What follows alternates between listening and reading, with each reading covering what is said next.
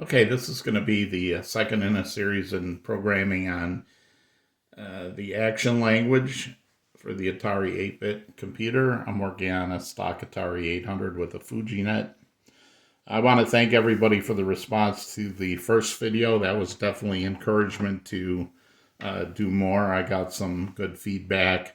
One of the people who reached out to me was Bill Lange, who pointed me to the Atari Wiki page for the action language. So I did say there was no books written on action, and that's true, but there's a lot of good action information on that wiki page. I will include a pointer to that page in the description for this video. It has a lot of source code on there too. Not my source code, it isn't on there yet, but anyway, it's got a lot of source code. And if you look at, 5 or 10 of those source code entries, you'll see there's probably 5 to 10 different ways of writing action code, at least style-wise. So that's kind of one of the reasons I want to emphasize sort of a style guide for action that I think is good, but it's certainly not the only way to do it. It's just what I would recommend, and I'll try to explain why. But one thing I did want to point out about the last video, we're starting this one right where we ended the last one, but one of the things I want to talk about is when I was talking about the capitalization and saying, for instance, these are action keywords, proc and return, so they're full capitals. And this is a function or a procedure or function. So that will start with a capital letter. And since this is an action library function, I borrowed the formatting straight out of the manual of the capital P and a capital E. And I broke one of my own rules here, so it's definitely wanted to address that, and that is having a small letter here. This should be a capital M. So, and you'll notice one thing I did, as well as changing the margin and the line length, is action has the option of going into insert mode or replace mode. Replace mode is the standard mode that you're probably used to if you're using Atari Basic, or I think Max 65 is also replace mode, but most of the development environments I'm using this today are insert mode, so I will usually switch over to insert mode. I find it easier to use there. So what I want to talk about today is two things. We're going to talk about the structure of an action program, how you build one, what do they look like, and a little bit about variables today.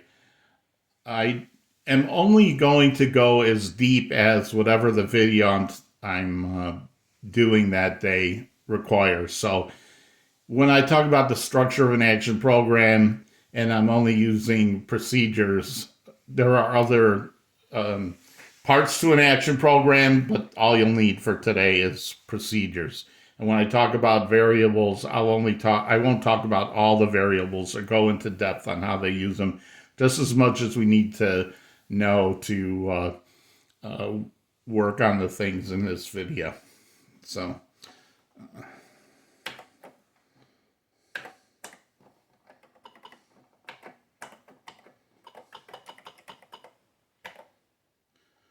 oh, sorry.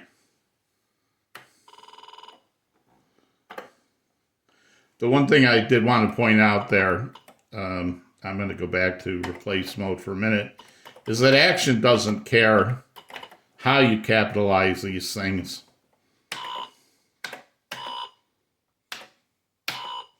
So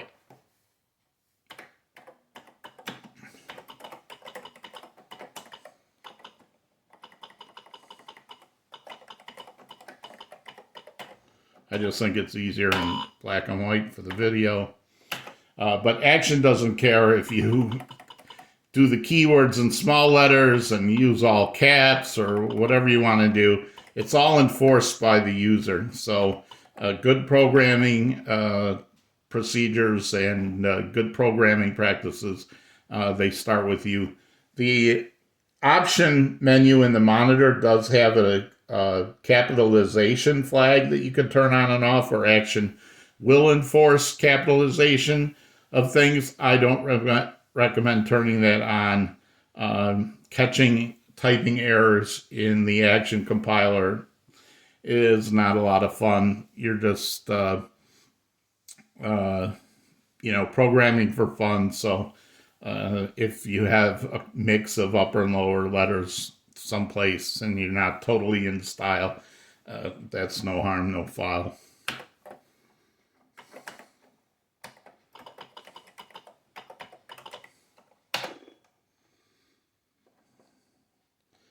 And let me do that again. So one thing you'll notice, if you don't clear the Action buffer and you load in some program, it'll appear right in the middle of the program you already have in the editor. So make sure you clear the editor first before you read in a file. I would like to say I did that on purpose to demonstrate it, but I didn't. All right, so Action program structure. It's basically a set of procedures and functions. Unlike BASIC or Mac65, there's no line numbers here. It's just you're going to write a bunch of procedures. Procedures are just blocks of code with instructions inside of what to do when they're called. So they're like a basic program or a subroutine, a method in Java. It's a block of code that does something. So you'll notice these are not good names for functions, according to what I just said a minute ago. But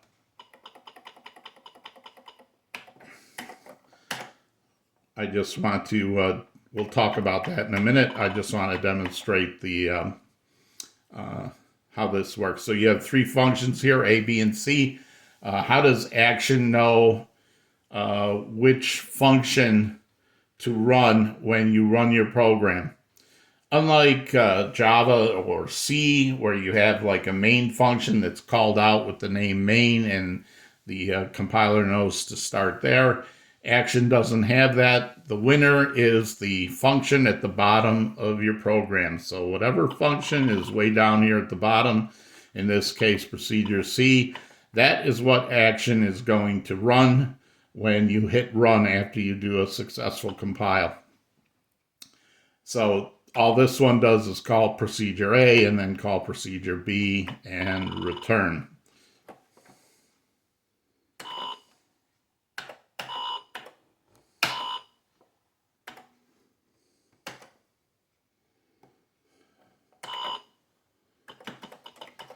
I really wish this would keep, because I find that annoying. I said in the first video, Action is a one-pass compiler. What does that mean when you're writing these programs? There is a gotcha that you need to look out for. Unlike Java or C, where you can define, or Logo, even Atari Logo, where you can define your procedures anywhere and run them, this will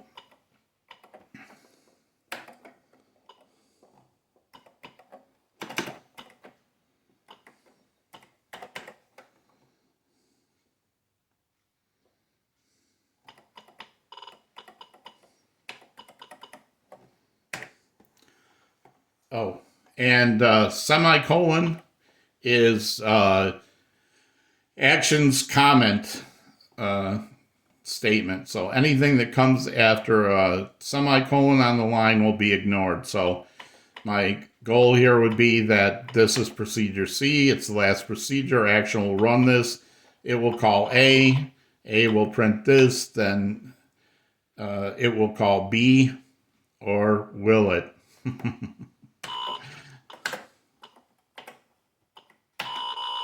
It will not. Why is that?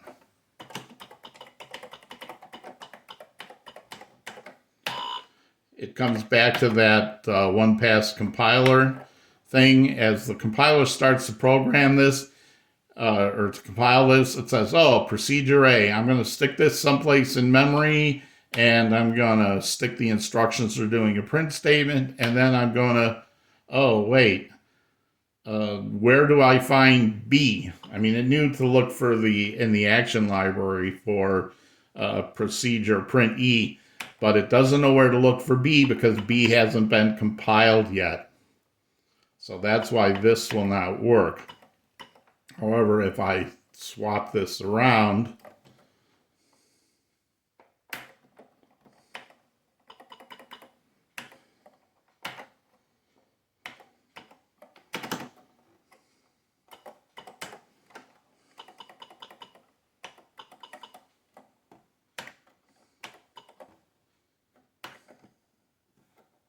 Shift Control P is paste, in case you make a deletion that you don't want to do.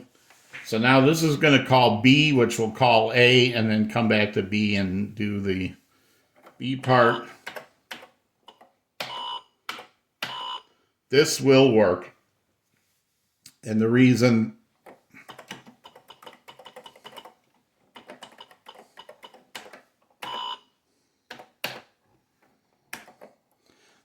that this works is the compiler starts at the top. It compiles procedure A and sticks it in memory somewhere. When it starts to compile procedure B, it says, I need to find A. Oh, but the compiler's already done A, so it can find A and run A. So be careful when you're programming in action. As you write your procedures, keep in mind that none of the procedures can call a procedure that's defined in your program lower in your program than the one that's calling it. So A can't call B. So I said these were bad names. Better names would be something like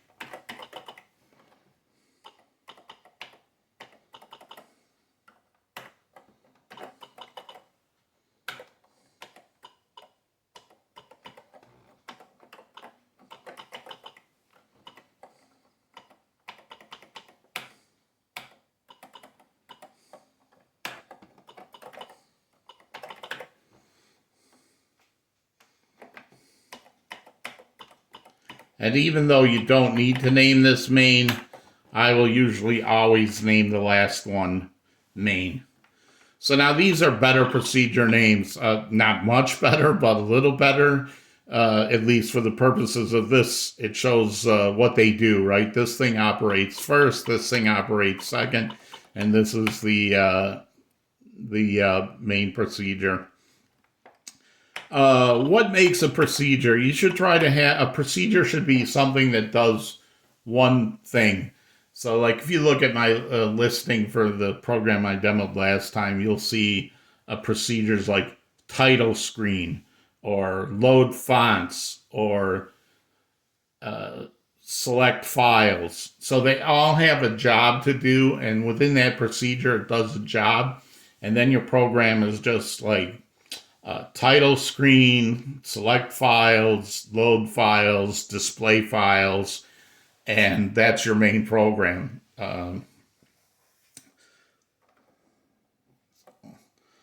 Let's talk a little bit about variables.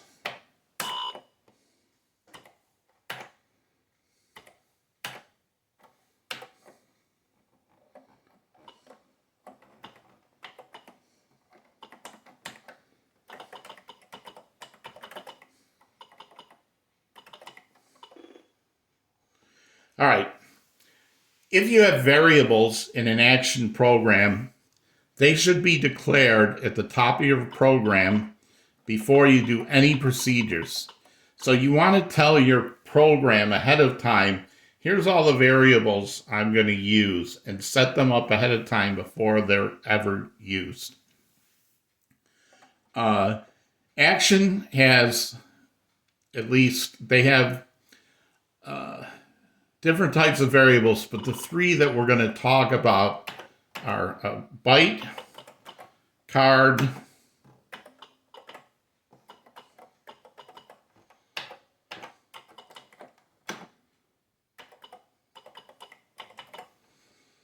and int. There are other types of action variables, but all the other types of action variables all come back to these three. A byte, and these three variables are why action is so fast, because they only have three types. They don't have things like double or float, or they don't even have a string variable, but we'll show you how you get around that, but later on. So there really are only three fundamental or primitive variable types. Byte, which takes up a single byte and can hold a number from 0 to 255. Card is a 2-byte number. You see I called this variable address because it's very often used as an address. 2 bytes on the Atari computer will hold any address in 64K that the 6502 can reach. So that goes from 0 to 655, 35, whatever 64K is. And then the last type is integer. Integer is also a 2-byte variable. It's 2 bytes long, and it holds a value from negative 32,767 to positive 32,767. It's just a card. It's the same as a card, except that the very high bit in the 8 bits is used as a sign bit to say whether it's a positive or a negative value. Most of the time, I will hardly ever use int. Just if I need a negative number, I may, but most of the time, don't use int. All these would need to be defined before I write any procedures. Are there ways to put variables elsewhere in your program? Yes, we'll talk about one of them today. The rest are going to be left for a future time. But for the most part, think of this. You're going to put all your variables at the top before you write any procedures.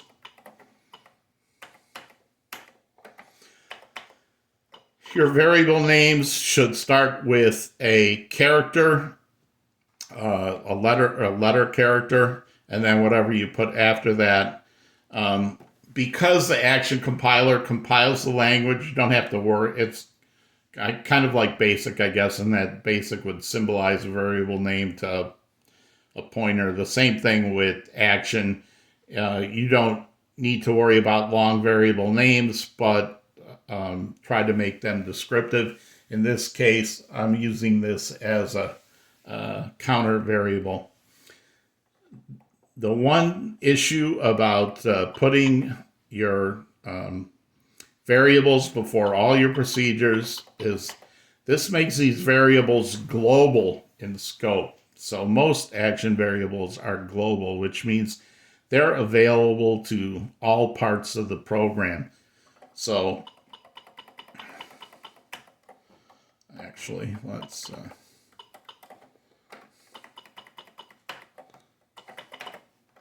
so this is going to set the color for me. This sets the counter variable that I defined up here to a value of 0. It's going to call this procedure up here. This is a for loop that you've seen in BASIC and Java and other languages. I'll talk about this in the next video, what this do, and this backwards do. They got this from Algol language, so this do. If you look in the action manual, they'll insert the start the loops, the do loop inside. I like to line it up with the for or the while or the until, sort of like the braces on a Java function, beginning and ending braces. I like them lining up with the structure so I can see, and then everything in the loop I'll indent too. So this is just like a for loop. If you don't understand for loops, let me know in the comments. But this is gonna set counter to 1 and go to 7, and just this is a action library function that says print a byte with an end of line, and then it's just going to print the counter value. And what I want to show here is sets this counter to 0. It calls this function here. It prints a blank line, and then it prints the value of whatever counter is. So you can see that after it calls that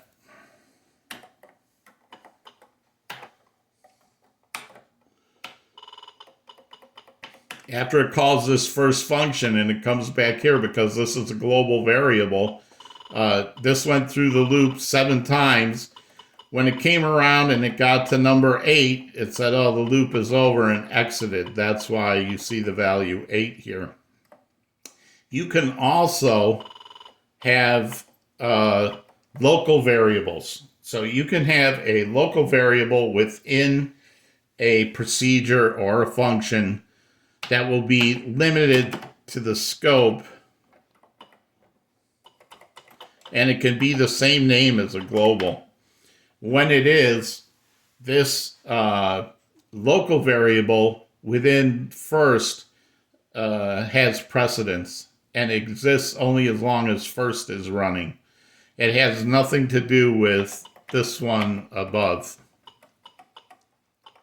I would not name a global variable counter. I tend to use those within procedures for local variables, but I'm just doing this for demonstration purposes to show the difference between a global variable and a local variable. So again, we're going to set this counter to 0. I'll call this routine here that'll count from 1 to 7, and then this local counter will be 8 when it ends, but this is printing the global because that other counter only lives within first. So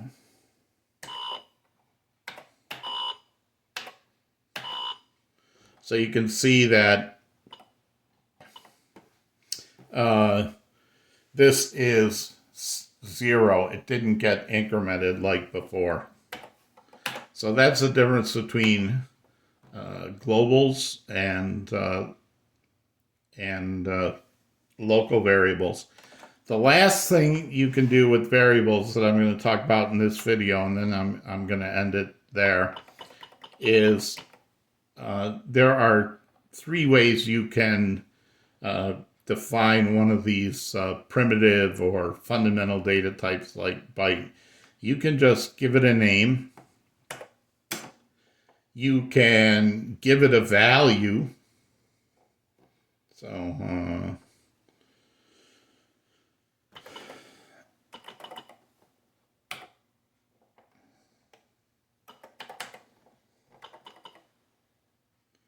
I almost made a key mistake, which I want to demonstrate here.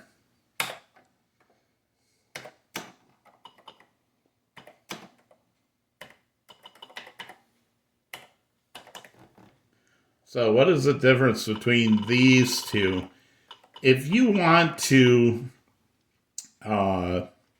initialize a variable to a given number, you need to put it in brackets.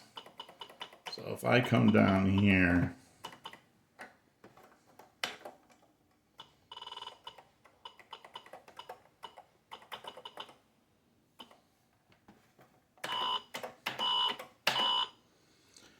you can see that I initialized salary to 100 when I defined the variable.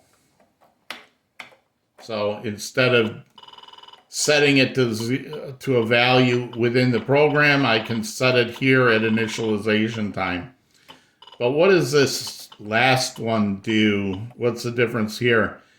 This will really catch you out. So this is saying store, not give this byte variable a value of 82, But I want you to look for the value of this byte variable in memory location 82. So for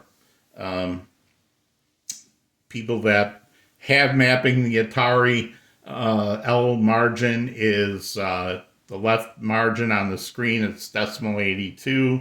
I'm going to look that up in hex in a minute, but even though I say up here left margin is equal to 82, that's not what's going to print out because it's not given the value of 82, but it's stored at memory location 82. So when I go to print that byte variable out, it's going to look in memory location 82, the left margin, and print whatever's there. And of course, right now our left margin is 0, so it prints a 0.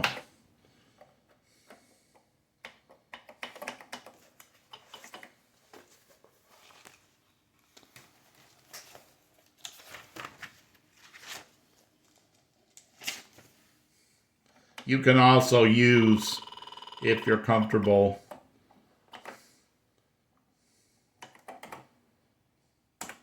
so hex 52 is same as decimal 82. So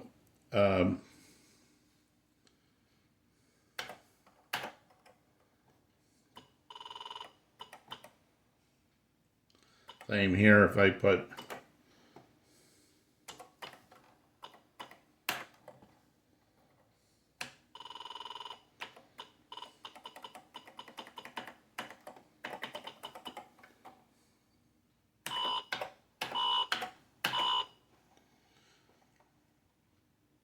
so you can see it will print this in decimal format. If you want to print a number in hexadecimal format, there is a special print F for formatted printing function, which we'll look at later. But you can see that I gave this a 52 hex. There you go, a very easy hex converter for you. You could do the same with a card variable.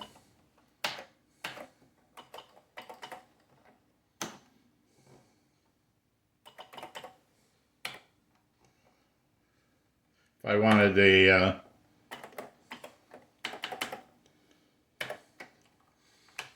super quick hex converter, let action do it for you.